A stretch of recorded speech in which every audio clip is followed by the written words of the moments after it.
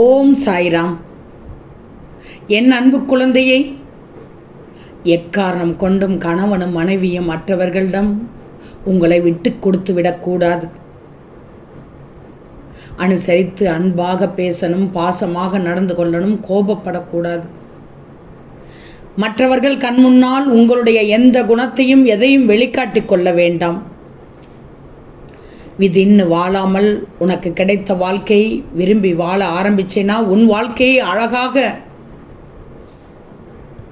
உன் சாயி மாற்றி அமைப்பேன். உனக்கே தெரியாமல் அடுத்த நொடி உன் வாழ்க்கையில் 1000 அதிசயங்களை நான் ஒளித்து வைத்திருக்கிறேன் தங்கமே.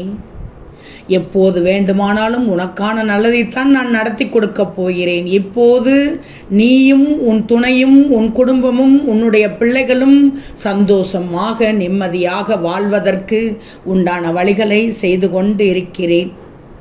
உன் வாழ்க்கையில் எல்லாமே நல்லதாக நடந்து முடியும். உன் மனதை உடைப்பதற்கு என ஒரு தருணம் உண்டு என்றால் உன் மனதை உருவாக்குவதற்கும் சந்தோஷப்படுத்துவதற்கும் கூட பல தருணங்கள் இருக்கும் தானே. அப்படி உன் மனசு சந்தோஷப்படும்படி நிம்மதியாக நீ வாழும்படி உனக்கான நல்ல தருணங்களை உன் சாயி உருவாக்குகிறேன். நீ எதிர்பார்த்த எல்லா நல்ல நிகழ்வுகளும் சீக்கிரமாகவே நடக்கும். ஓம் சாயிராம்.